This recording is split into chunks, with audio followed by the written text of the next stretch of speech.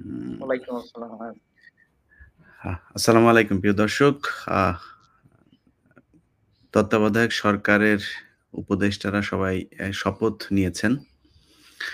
আমরা বিশ্বাস করি যে ১৫ বছরের যে দুর্বিষহ জীবন বাংলাদেশের মানুষ পার করেছে, একটা নতুন দিগন্তের দিকে এগিয়ে যাচ্ছে। এবং সেটা হতে গেলে অবশ্যই আমি মনে করি যে গতানুগতিক এই গত ৫৪ বছরে বাংলাদেশ যেভাবে চলেছে আমার মনে হয় একটা ভিন্ন মাত্রা যোগ হওয়া দরকার। সেটা হতে হলে অবশ্যই সবার জায়গা থেকে আবার নতুন করে দেশ আওয়ামী লীগ চলে গিয়েছে এই বলে আমরা সবাই মিলে আবার লুটপাট শুরু করে দিব।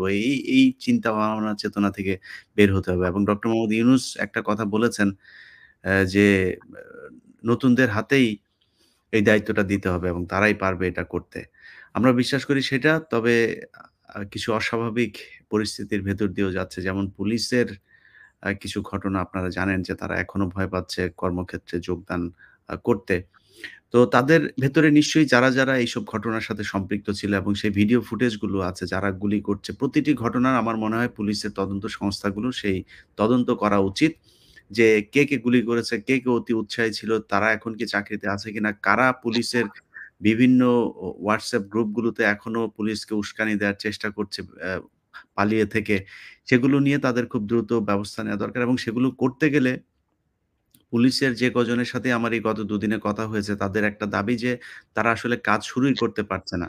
আমার মনে হয় তাদেরকে কাজ শুরু করতে দিলে এতদিন যারা এই ধরনের হত্যার সাথে জনগণের বিরুদ্ধে গিয়ে মুখোমুখি দাঁড়িয়েছিল, তাদের ব্যাপারে আমার মনে হয় তারা একটা ভালো পদক্ষেপ নিতে পারবে। তো আমরা সেটা নিয়ে আজকে আলোচনা করব। আলোচনায় আমার সাথে যুক্ত থাকছেন আ যুক্তরাষ্ট্র থেকে জনাব অ্যাটর্নি শেখ সেলিম। সেলিম ভাই আপনাকে ধন্যবাদ। আপনি দেখছেন যে পুলিশের অনুপস্থিতিতে আসলে আইনশৃঙ্খলা পরিস্থিতিটাও কিন্তু কিছুটা আ কি বলবো যে একটা অস্থির অবস্থার মধ্যে রয়েছে। আ তো কি মনে করছেন এই যে অস্থিরতাগুলো তৈরি করছে পুলিশের অনুপস্থিতি তো একদিক থেকে আছেই। তারপরেও এই যে ডাকাতি তারপরে নানান ধরনের মানে সজীব ওয়াজেদ জয় বলল যে তারা আবার ফিরে আসবে বলার কয়েক ঘন্টার মধ্যেই ডাকাতরা ফিরে আসলো। তো আওয়ামী লীগ কি এখন ডাকাত রূপে ফিরে আসলো কিনা? শোনেন বাংলাদেশ ১ম এ আমাকে ডাকার জন্য আপনাকে ধন্যবাদ। তাছাড়া যে এই প্রোগ্রাম যারা দেখছে বা দেখবে ভবিষ্যতে তাদের সবাইকে আমি আ ও শুভেচ্ছা জানাচ্ছি। আমি বলি বাংলাদেশে কোনো কিছুই অসম্ভব না। আমাদের টেনডেন্সি আছে কেউ কিছু বললে কেন বলল? একটা ষড়যন্ত্র আমরা খুঁজি। ষড়যন্ত্র হয় বলেই আমরা খুঁজি। আর বিশেষ করে আওয়ামী লীগ এই ব্যাপারে অত্যন্ত অগ্রসর যে ষড়যন্ত্র করে বিভিন্ন নাশকতামূলক কাজ কারবার করতে একটা ছোট ঘটনা উল্লেখ করে দেই আপনাকে। যে 2008 যখন তত্ত্বাবধায়ক সরকার আসে তখন ওই বাস পোড়ানোর ঘটনা বোধহয় তার আগে হয়েছিল। ১১ জন লোক মারা গেছিল, বাসে আগুন ধরায় দেয়া হয়েছিল। সেটা আওয়ামী লীগের উচ্চ পর্যায়ের লোক থেকেই সেইখানে বসে এই কাজটা করে ইনোসেন্ট ১১ টা লোককে হত্যা করা হয়েছিল একটা এনার্কি বা নাশকতার সন্ত্রাসী পরিবেশ ক্রিয়েট করার জন্য। যে আপনি যে এটা বলছেন যে এটা অমূলক না, তার আরো একটা কারণ বলি। তাদের তো একটা অর্গানাইজ সংঘবদ্ধ সন্ত্রাসী গ্রুপ আছে এবং কর্মীরা আছে যাদের কোনো বাদ বিচার বিবেচনা নাই। আওয়ামী লীগের লোকজন নেতারা বললেই তাতে তারা ঝাঁপাই পড়ে। আপনিও জানেন, আমিও জানি এটা না, এটা না। সব দলের কিছু, কিছু আছে। শুধু আওয়ামী লীগের যোগ দিলে হবে না। আমাদের রাজনীতিতে যেহেতু অসুস্থ, পচা, দুর্গন্ধযুক্ত, এইখানে বহু কীটপতঙ্গ আছে এইরকম যে এই দুর্গন্ধযুক্ত রাজনীতির ফসল। আমি বলছি সব দলেই। শুধু আওয়ামী লীগকে যোগ দিলে হবে না। তবে আওয়ামী লীগে মনে হয় বেশি এ ব্যাপারে তারা অনেক অগ্রসর। ওদের দেখাদেখি অনেকে হইছে। সো এইটা যে অসম্ভব আর আরেকটা ব্যাপার হচ্ছে যে আওয়ামী লীগের লোকের হাতে প্রচুর টাকা। এই ১৬ বছর ধরে যে লুটপাট, ব্যাংক ডাকাতি, বিভিন্নভাবে ডাকাতি, কন্ট্রাক্টরি, সরকারি তাদের হাতে প্রচুর টাকা। কন্ট্রাক্ট, সরকারি কন্ট্রাক্ট। আপনি মনে করেন যে অনেক টাকা। ইভেন আজকে এক জায়গাতে শুনলাম যে এই যারা এই ক্ষমতার পাশাপাশি ছিল তাদের কাছে যত টাকা আছে বাংলাদেশ ব্যাংকের রিজার্ভের চেয়ে বেশি আছে। জিনিসটা অমূলক না মনে হয়। কিছু না হলেও কাছাকাছি আছে। তো তারা এক গ্রুপরে ফাইন্যান্স করে এখন ডিস্টারবেন্স ক্রিয়েট করার চেষ্টা করবে। যেহেতু আম জয় বলেছে তারা আবার ফেরত আসবে। আমলিগ মারা যায়নি, আমলিগ আছে।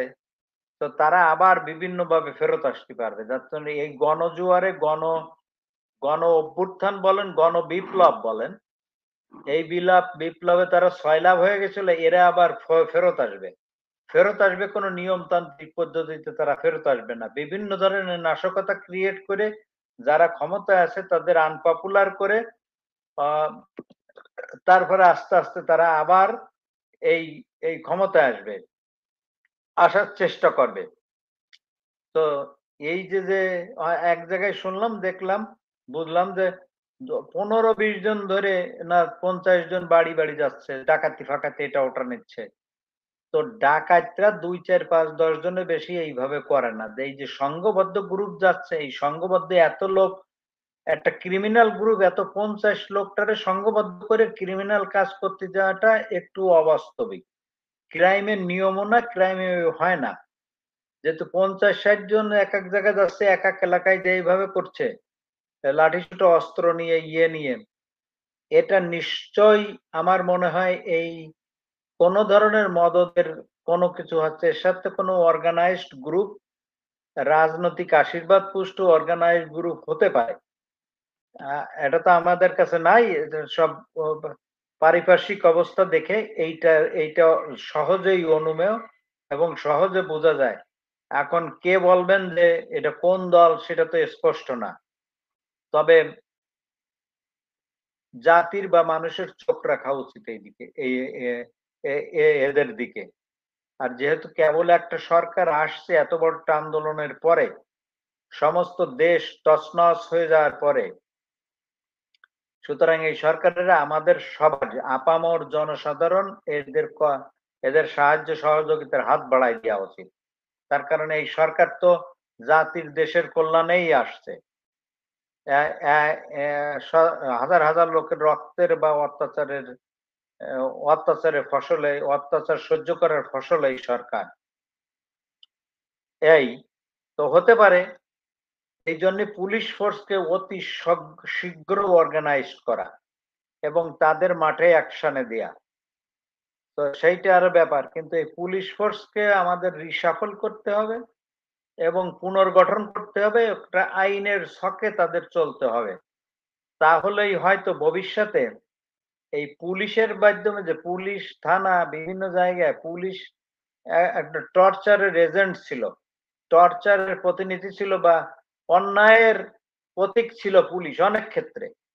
অনেক ক্ষেত্রে তারা এই ধরনের কাজ কাম করেছে এবং আইনের প্রশাসনের শিথিলতার কারণে তারা অনেক গাফিলতি করেছে। এই অবস্থা থেকে জাতিকে, দেশকে মুক্তি দেওয়াই জরুরি কাজ। আমি আশা করি এই সরকার সেটা করবে এবং প্রয়োজনীয় পদক্ষেপ নেবে। না সেই ক্ষেত্রে ভাই ধরেন এই যে কিছু অফিসার এখনো কয়েকজনের নাম শুনছি যেমন হাবিব, তারপরে আরো কয়েকজন অফিসার আছে যারা কিনা সরাসরি এই ঢাকা শহরের থেকে তারপরে ঔদ্ধত্যপূর্ণ বক্তব্য দিয়েছে। একজন পলিটিক্যাল পার্সোনাল এর মতো তারা বক্তব্য দিয়েছে। মনে হচ্ছে যে আওয়ামী লীগের, পুলিশ লীগের শাখা থেকে বক্তব্য আসছে। তো এই ধরনের লোকগুলো আছে। তারপরে মনিরুল কোথায় আছে সেটাও আমরা জানি না। আমার মনে হয় পুলিশের ইমেজ রক্ষার্থে তাদের নাম ধরে যে এই ব্যক্তিরা পুলিশের ভেতরে সরকারের পক্ষে কাজ করেছে। এদের হুকুমের কারণে আমরা বাধ্য হয়েছি। এই জিনিসগুলো আমার মনে হয় সব তালিকা করে জনগণের সামনে তুলে ধরা উচিত এবং তাদের যদি তারা দেশে থাকে সাঁড়াশি অভিযান চালিয়ে আমার মনে হয় দেশে অনেক মানুষই আছে। কারণ শেখ হাসিনা চলে যাওয়ার আগে কিন্তু তার আ ঠিক আগ মুহূর্তেও সে পুলিশকে হুকুম দিয়েছিল যে, "গুলি চালাও, যত মানুষ প্রয়োজন হয় হত্যা করো।" তো সেটা আ উ শেখ হাসিনা যখন করতে পারেনি, শেখ হাসিনা যখন পালিয়ে যায়, তার আগে কিন্তু তারা সেই সুযোগটা পায় নাই অন্যরা যে হাসিনা যে এইভাবে যে পালিয়ে যাচ্ছে। আমার মনে হয় যে অনেকেই বাংলাদেশী আছে তাদের ধরার জন্য আমার মনে হয় অভিযানগুলো আরো বেশি জোরদার করা উচিত এবং পুলিশের এই কাজগুলো করার সুযোগ দেওয়া উচিত জনগণের সামনে এসে তারা যেন বক্তব্য রাখতে পারেন। আমাদের থানাগুলোতে যদি এভাবে একের পর এক আক্রমণ হতে থাকে তাহলে তো দেশের আইনশৃঙ্খলা পরিস্থিতিটাও একটা খারাপের দিকে যেতে পারে। তো সেলিম ভাই আমি মানে যে কোয়েশ্চেনটা আপনাকে পরে করতে চাই সেটা হচ্ছে যে ধরেন পুলিশ আজকে যে অবস্থায় পুলিশ যতই এখন নিরাপত্তা চাক, তারা বলতে চাক যে তারা ভালো, যেটাই বলুক, আমি একজন মানুষ হিসেবে মনে করি যে আমার পাশে ১০ জন বিভিন্ন ঘটনাগুলোতেই দেখা গেছে একটা পুলিশের যদি ১০০ জন মানুষ থাকে সেইখানে ১০ জন ২০ জন খুব বেশি আক্রমণাত্মক থাকে। অন্যরা দেখা যায় যে মানে তারা নিশ্চুপ হয়ে আছে, একটু মানে চুপচাপ আছে, তারা অত আক্রমণাত্মক না। কিন্তু আমি একজন মানুষ হিসাবে আমার সামনে ১০ জন আমার সংস্থার বাহিনীর লোক তারা মানুষকে এভাবে গুলি করে মারছে। এটা কি তাদের কাছে আসলে খারাপ লাগার বিষয় না? সো তারা যতই বলুক যে আমাদের দোষ নাই, দোষ তো আসলে পুলিশের আছে। তো তারা হয়তো বলতে পারে এটা যে তাদের যেইসব আ ঊর্ধ্বতন কর্মকর্তা আছে তাদের কারণে তারা এটা করতে বাধ্য হয়েছে এবং ঊর্ধ্বতন কর্মকর্তারাও আবার ওই পলিটিক্যাল দলগুলো দিয়ে যারা সরকারে থাকে তাদের দ্বারা প্রভাবিত হয়ে তারপর মানুষের উপরে নির্যাতন করে, পলিটিসাইজড হয়ে তারপরে তারা কার্যক্রম পরিচালনা করে। তো এই জায়গা থেকে বের হওয়ার কি কোনো সুযোগ আছে কিনা? মানে পুলিশ যখন যেই সরকার আসবে তখন সেই সরকারের লাঠিয়াল বাহিনীর মতো কাজ করবে। এখান থেকে বাঁচার উপায় কি? অফ কোর্স এখান থেকে বেরোয় আসতেই হবে। তাই ছাড়া অন্য কোনো উপায়ও নাই। যেমন ধরেন এর ভিতরে হলো পুলিশের অ্যাকাউন্টেবিলিটি সৃষ্টি করা। পুলিশের তো একটা গাইডেন্স আছে। পুলিশ গাইডেন্স আছে, পুলিশের আইন আছে যে কিভাবে তারা অপারেট করবে। যখনই এর ব্যত্যয় হবে তখনই তাদের উপযুক্ত অ্যাডমিনিস্ট্রেটিভ পানিশমেন্ট বা ক্রাইম হয়ে গেলে তাদের বিচারের সম্মুখীন করতে হবে। তো সেই জন্য যে একটা পুলিশ কোড আছে এবং পুলিশ এখানে আরেকটা বড় রিফর্ম দরকার। যেমন পুলিশ সরাসরি সরকারের আন্ডারে, সব পুলিশই সরকারের আন্ডারে, কিন্তু পুলিশকেও অটোনমি দিতে হবে। যে পুলিশের কাজে ইনভেস্টিগেশনে হস্তক্ষেপ করতে পারবে না এবং পুলিশের কাজটি ক্রাইম ইনভেস্টিগেশন, ক্রাইম দমন করা। এই ক্ষেত্রে অমুকরে ধরে না, তমুকরে ধরে না, এইটা করতে পারবে না। এই জন্য পুলিশের ডিসিশনে দিয়ে দিতে হবে। পুলিশকে একটা অটোনমিক, যে পুলিশ যে ওই পলিটিশিয়ানদের স্বরাষ্ট্রমন্ত্রীর আইনগত অর্ডার ছাড়া এই ধরনের রাজনৈতিক হয়রানি বা কোনো এইগুলো তারা করতে পারবে না, করলে তারা এইটা মানতে বাধ্য না। আর পুলিশ যারা অতি উৎসাহী হয়ে যে ক্রাইম করে করে তাদের বিচারের মুখোমুখি করতে হবে। এই জন্যই অনেক দেশে আছে যে একটা ইন্টারনাল ইন্টেলিজেন্স আছে পুলিশের, কারা কি করছে ওই ইউনিটটা সেপারেট পুলিশের ভিতরে, ওই মেইন ইউনিট থেকে তারা ওইগুলা করে রিপোর্ট দেয় একটা অথরিটির কাছে, সেই অথরিটি সেইগুলা বিচার করে। অফকোর্স অনেক ভালো পুলিশও আছে, অনেক খারাপ পুলিশও আছে।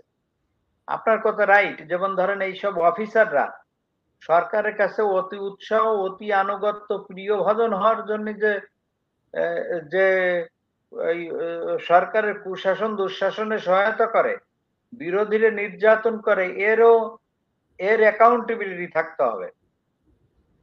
এর জন্য মেকানিজম ক্রিয়েট করতে হবে। যেমন ধরেন পুলিশকে বাধ্যতামূলক করে দিতে হবে যে তুমি যদি কাউকে গুলি করো বা কোনো একটা অন্যায় কাজ করো যেটা পুলিশ বিধিতে বা নিয়ম বিধি বহির্ভূত কারোর অর্ডারে, তখন তোমার এর এন্ট্রি করতে হবে আমি এই কাজটা অমুকের অর্ডারে এই সময় আমার এই অর্ডার দিছে, এইটা করেছি। সেইটা না করলে সেই দায়িত্বটা তার নিজের পার্সোনাল ঘাড়ে বর্তাবে।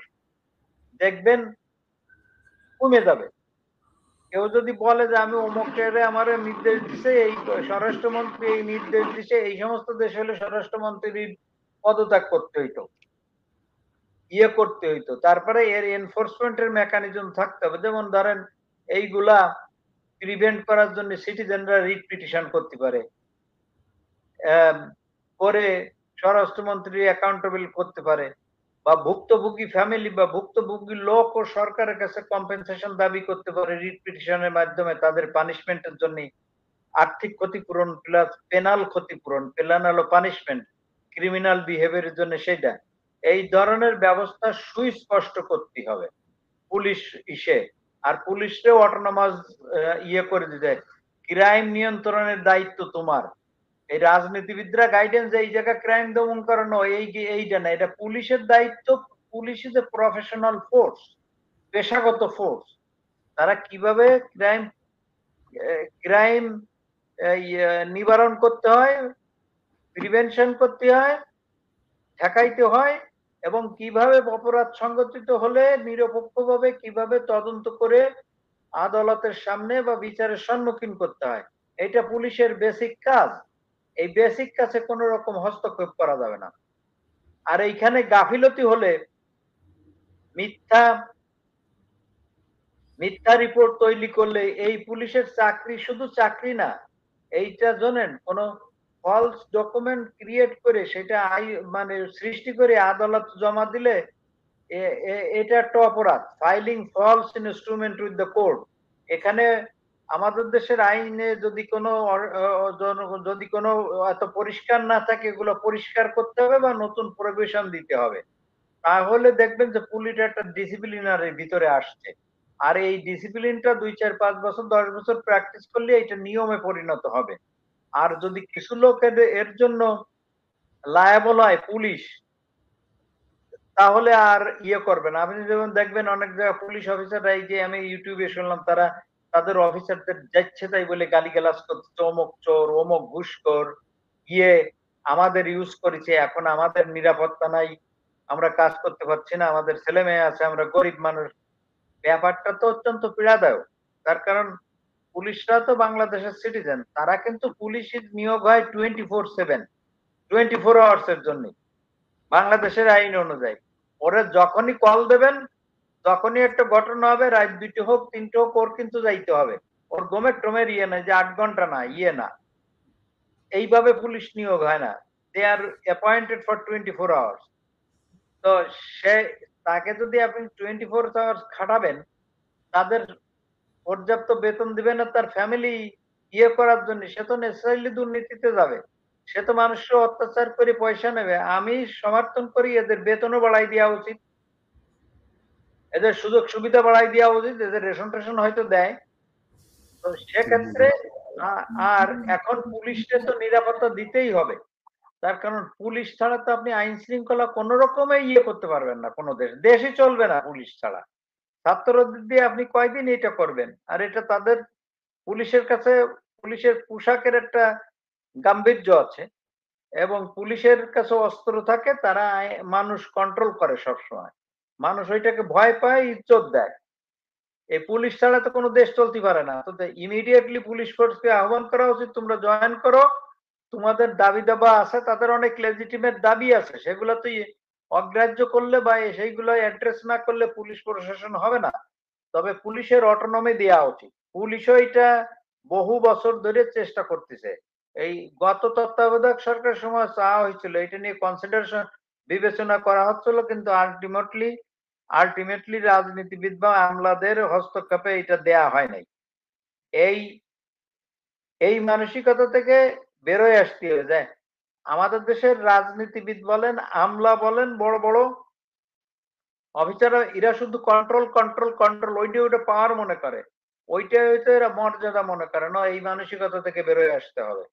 বেরোয় এসে পুলিশকে পুলিশ ফোর্সের মতো দাঁড় করায় দিতে হবে। আর পুলিশের অ্যাকাউন্টেবিলিটি থাকবে। এই যে বললেন যে ওকে ১০০ পুলিশ থাকলে ১০, ১৫, ২০ জন খুব খারাপ থাকে।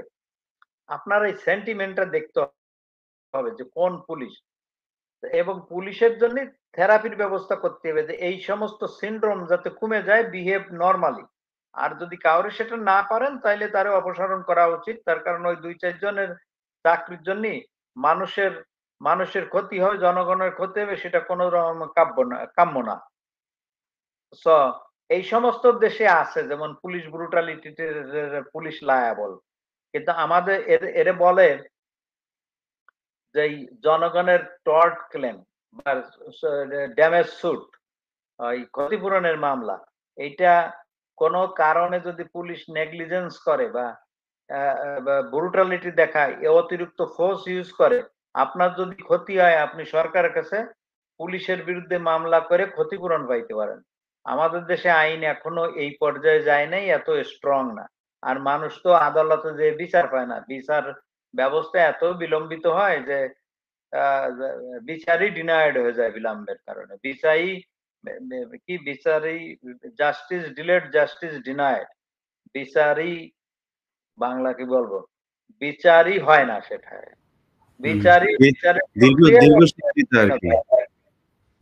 এই বিচারের কি বলো, বিচারের প্রক্রিয়াই অবিচারে পরিণত হয়, সেটাই বলি এইভাবে। তো এক্ষেত্রে নজর দেওয়া উচিত। রিফর্ম বাংলাদেশের বহু জায়গায় আছে যেখানে বহু বহু রিফর্ম দরকার, এবং এই সরকারের সুযোগ দিতে হবে। আমার মনে হয় তাদের কোনো অন্য মোটিভেশন নাই। তারা আসছে সার্ভ করতে পাবলিককে, আইনগত কাঠামো দাঁড় করাইতে, বিভিন্ন দাঁড় করাইতে। সব বর্তমানে যেসব পলিটিক্যাল পার্টি আছে যারা অত্যাচারের সুযোগ হয়েছে, অত্যাচারিত হয়েছে গত সরকারের আন্ডারে, আমি বলবো বিএনপির কথা ধরেন।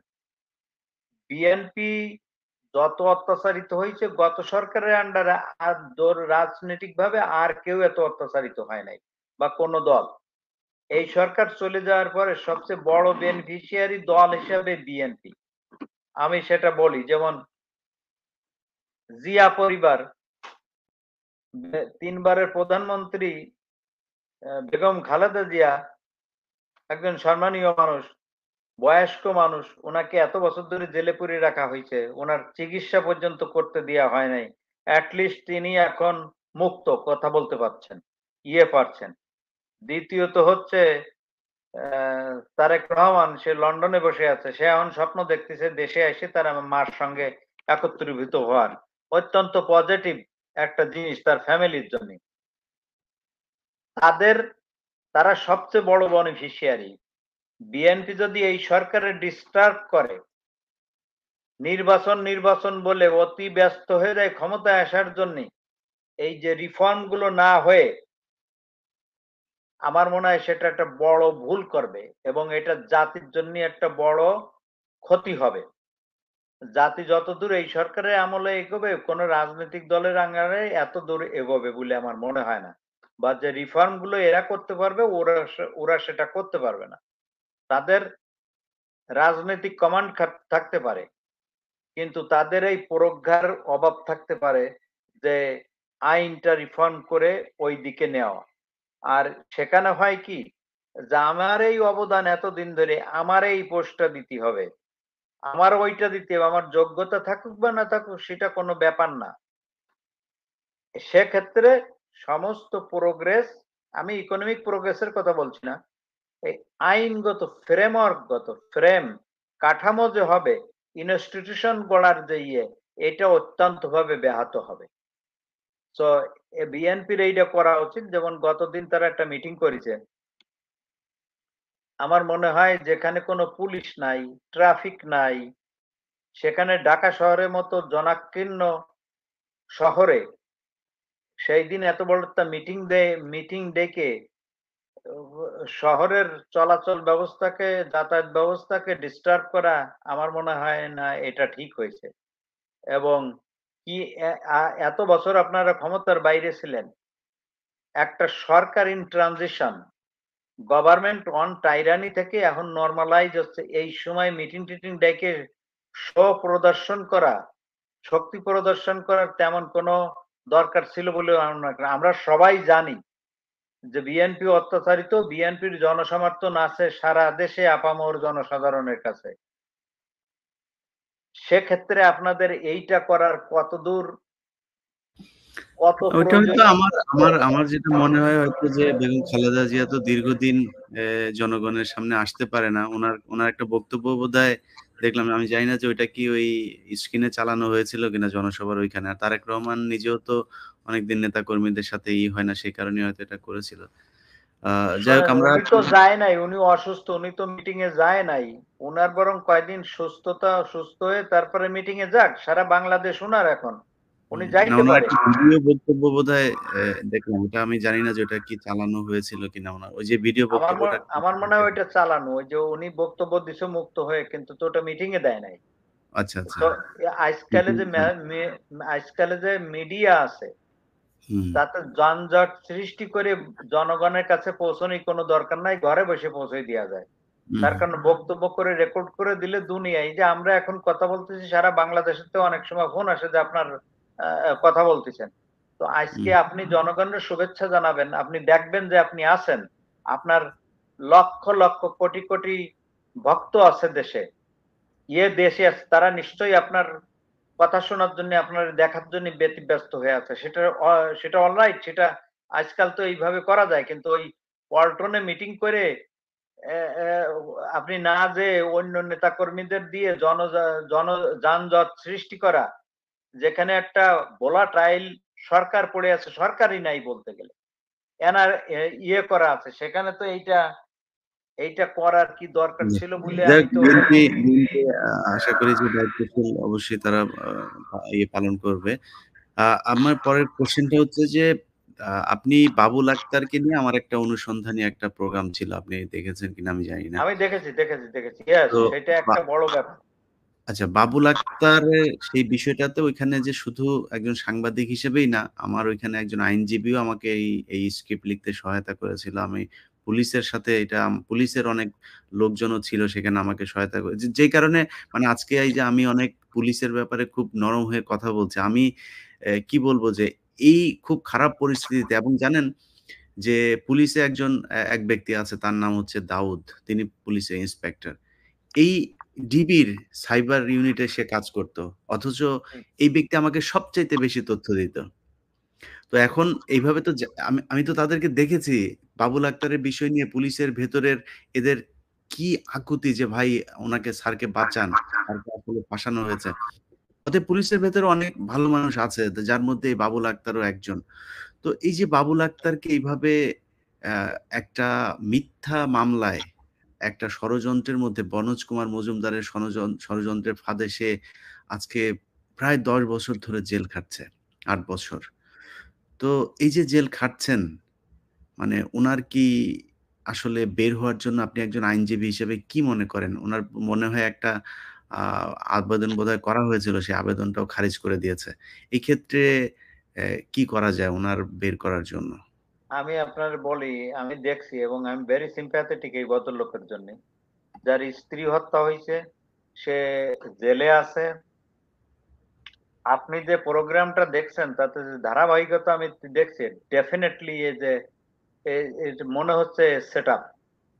এবং হুম, এইটা যদি সেটআপ হয়, যে অফিসার এতগুলো মেডেল পাইছে, এত বড় বড় অভিযান করেছে, কোন জায়গায় কম্প্রোমাইজ করে না। ওই যে সোনার চোরাখালি যেখানে ২ কোটি টাকা ঘুষ দেওয়ার কথা বলা হয়েছে, সে ফেরে নাই। তার মানে তো তার তো বোঝাই যায় তার সততা আছে এবং সে অত্যন্ত নিষ্ঠ, আ একনিষ্ঠ অফিসার। সে তার কর্ম ডিউটিতে অত্যন্ত নিষ্ঠা আছে এবং পেশাদারিত্ব আছে। তো এইখানে তো একজন পুলিশ অফিসার এসপি, তার ছেলে-মেয়ে আছে এখানে। আমি তো বুঝি না আদালত কেন এত, আদালত তার বেল দেবে না, এইটা কেমন কথা? এখানে শোনেন, ২ টা কারণে বাংলাদেশের আইনে বেল দেয়া যায়। আমি বাংলাদেশেও লয়ার ছিলাম। বাংলাদেশে আমার বেসিক ল ডিগ্রিটা করা।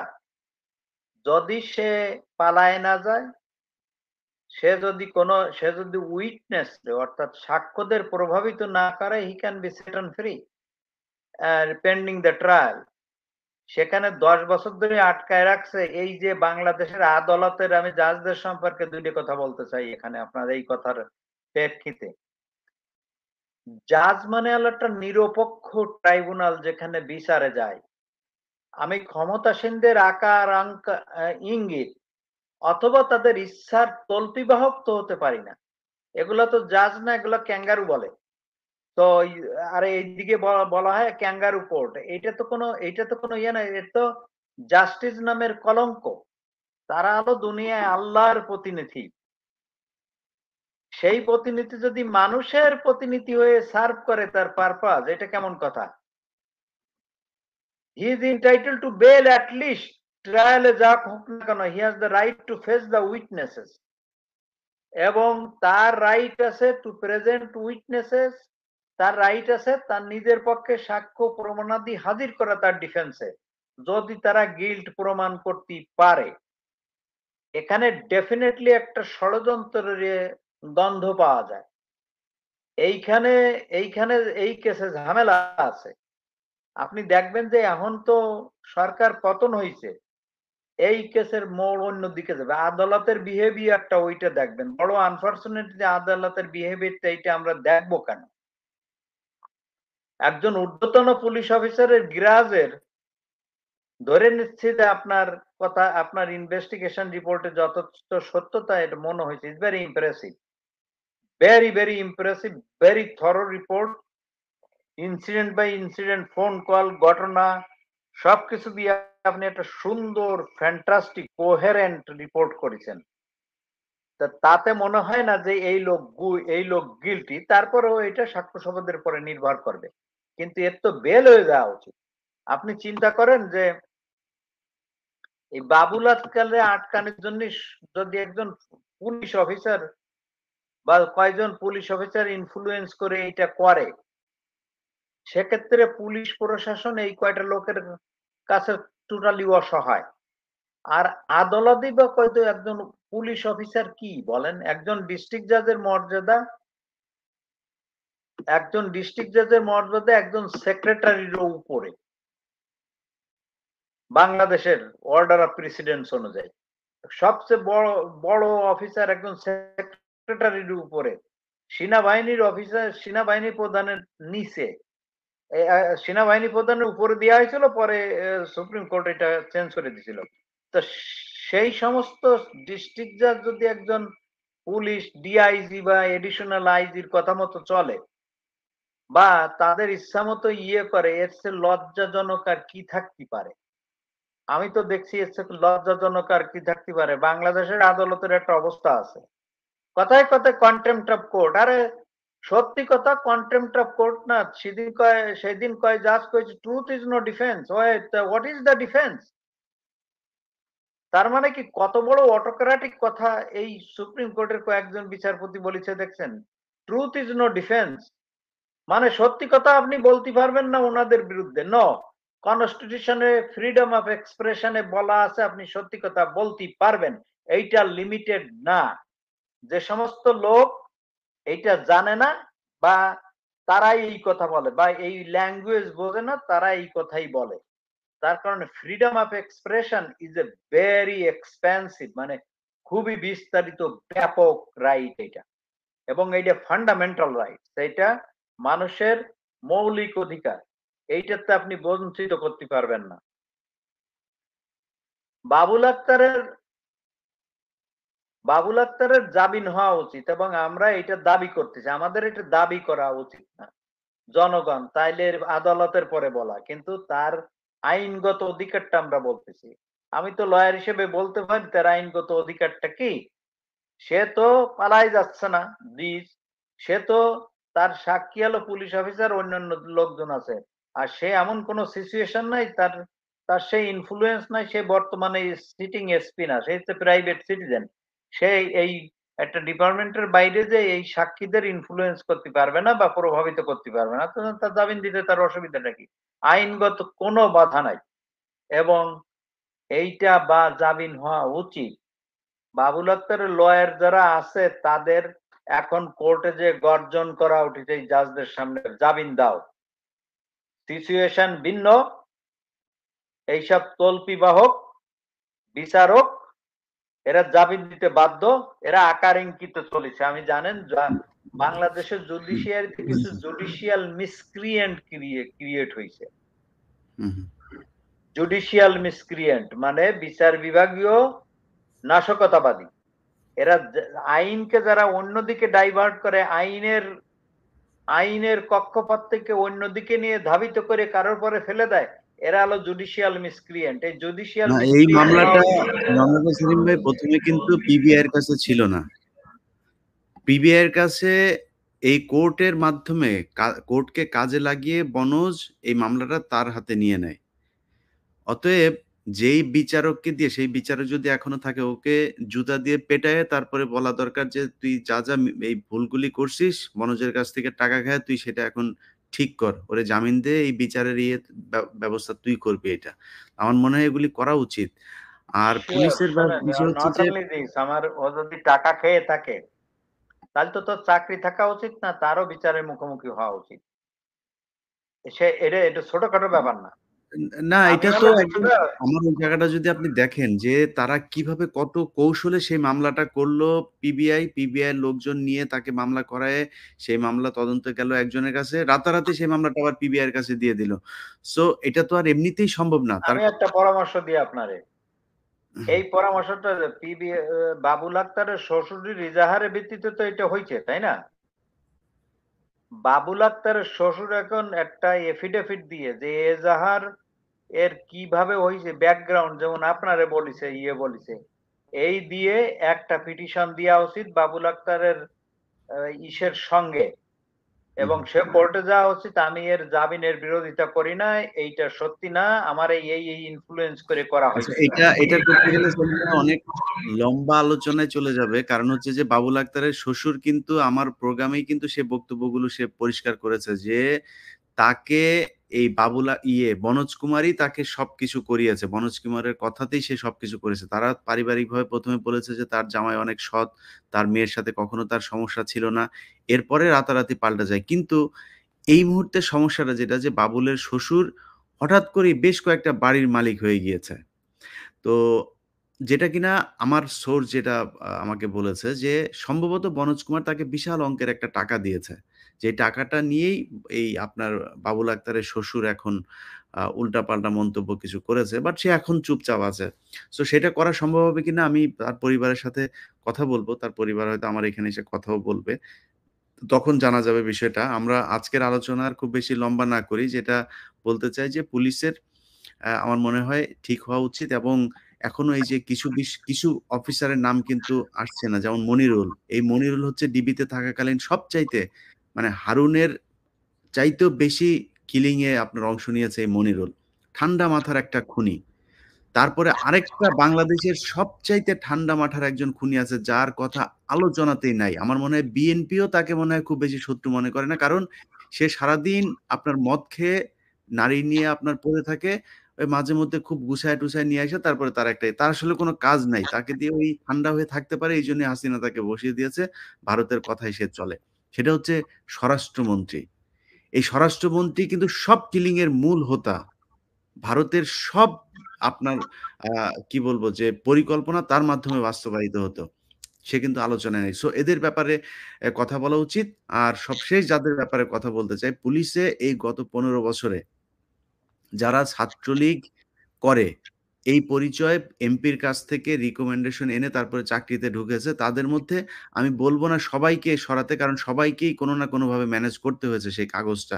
কিন্তু আসলেই তাদের ভেতরে তাদের পরিবার, তার ব্যাকগ্রাউন্ড কি আসলেই ছাত্রলীগ আছে কিনা, সে কিনা এই সন্ত্রাসী সংগঠন করতো কিনা, এটার ব্যাপারে একটা তদন্ত হওয়া দরকার। যাদের এই তদন্তে সত্যতা মেলবে তাদের চাকরি থাকা উচিত না। কারণ এগুলো আবার ফের এই এই আমি গত আমি কয়েকদিন যেভাবে আপনার মানুষকে সাথে হত্যা করা হয়েছে, শিওর। তারা এভাবে সুযোগ পেলে আবারও মানুষ হত্যা যারা করবে। এই কিলিং এর সাথে জড়িত, যারা এই অতি তুচ্ছায় মানুষের গুলি করেছে, এদের তো বিচারে আনা উচিত এক্সেসিভ ফোর্স ইউজ করার জন্য। নতুবা তো পুলিশ হুম, বাহিনী ২ দিন পরে এরকম আরেক সরকার এলে এদের পরে টাইরান্ট হয়ে যাবে। এইটা জি। কখনো, এটা উচিত হবে সেইটা সরকারের তদন্ত করে। আর যেহেতু এখন পুলিশ ফোর্স খুবই ক্ষতিগ্রস্ত, তারা সবই বলে দেবে। যে ওর কারণে হুম, আমি হুম, এইটা করেছি, ওর কারণে হুম, এইটা হুম, আমি হুম, হুম। করেছি। ভিডিও ফুটেজ বুঝছেন? আছে তো। সবগুলো ঘটনা তো ভিডিও ফুটেজ আছে। এটা পুলিশের কাছে ভিডিও জিজ্ঞেস করলে ফুটেজ হবে যে আছে, এটা কে আর ছিল? ওরাও বলে দেবে যে হয়েছে। হুম, সব তো আর ভিডিও ফুটেজ দিয়ে করা যায় না। রুমের ভিতরে বললে সেটা আর কি। তুমি এই দিক হুম। দিয়ে যাবা, সবই আজকাল বলে দেবে। না, আমি মেক্সিমামই বলছি বলে যে দেবে। যাদের দিয়ে এই কাজগুলো করানো হয়েছে তাদের তো ফুটেজ আছে। তাদেরকে ধরলে তারা তখন বলবে যে কারা তাকে হুকুম সেটাই দিয়েছে। আমি বলতেছি। সেটাই আমি হুম, বলতেছি। আর এটা এরা শোনেন, এরা এত স্বেচ্ছাচারী ছিল যে এরা মনে করেছে এরা কোনদিন এই অবস্থা ফেস করবে না। এরা চিরকালই আইনের ঊর্ধ্বে থেকে যাবে। তো তারা তো ওই এভিডেন্স রয়ে গেছে। তারা তো এইভাবে, এদের শুধু চাকরি গেলেও হবে না। এদের একটা দৃষ্টান্তমূলক শাস্তি দেওয়া উচিত। যাতে এই ধরনের একটা ডিসিপ্লিন রাষ্ট্রীয় ফোর্স কোন রোগ ফোর্সে পরিণত না হয়। হুম, তো সেইটা একটা আছে। আর আপনি তো বললেন যে এই যে ঠান্ডা মাথার কিলিং যারা করেছে, যারা করেছে, আরেকটা হচ্ছে যারা ফরেন এজেন্ট হিসেবে কাজ করেছে, ইন্ডিয়া বলেন যেকোনো দেশের। তুমি বাংলাদেশের জনগণের পয়সা খেয়ে, বেতন নিয়ে, সম্মান নিয়ে, চাকরি নিয়ে ফরেন এজেন্ট হিসেবে কাজ করবা, এগুলা তো রাষ্ট্রদ্রোহিতা। হুম, এদের চার্জ করা উচিত এবং ২-৪ জনরে ভালো মতন এক্সাম্পলারি পানিশমেন্ট দেওয়া উচিত। নতুবা এইগুলা হইতে থাকবে। এটা জাতির স্বার্থে, পুলিশ ফোর্সের স্বার্থেই করা উচিত বা জি, ল এনফোর্সমেন্ট এর স্বার্থেই করা উচিত। আমরাও চাই পুলিশ তার হারানো যে গৌরব সেটা ফিরিয়ে আনুক। পুলিশের অফকোর্স প্রতি যে আমরাও ধরেন আপনার শ্রদ্ধা, থ্রুতে দেশবাসীর কাছে বলতে চাই, জি, পুলিশরে অত্যাচার করেন না আপনারা। জি। পুলিশকে তার কাজে ফেরত যাইতে দেন। পুলিশের তো এই মুহূর্তে যে আইজিপি এবং ডিএমপি কমিশনার সহ ঊর্ধ্বতন যেসব কর্মকর্তা আছে তারা সবাই খুবই সৎ এবং তাদের ইমেজ পুলিশের ভেতরে খুবই ভালো। এরা একেবারেই মানে সহজ সরলভাবে জীবনযাপন করেন। ৳১ তারা দুর্নীতি করেন না, ঘুষ খান না। অতএব আমার বিশ্বাস যে ডিএমপি কমিশনার এবং আইজিপি সহ তার এআইজি, ডিআইজি যারা আছেন তারা মিলে সুন্দর একটি পুলিশ বাহিনী, যে পুলিশ আসলেই জনগণের জন্য কাজ করবে তেমন একটি বাহিনী আমাদেরকে উপহার দেবেন। সেলিম ভাই, আপনার অনেক ব্যস্ততার মধ্যে আমাদের সময় দেওয়ার জন্য ধন্যবাদ। ইনশাআল্লাহ আমরা নিশ্চয়ই অন্য কোনো আলোচনায় আরেকদিন যুক্ত হব। সিওর ইলিয়াস ভাই। Thank you very ji. Much.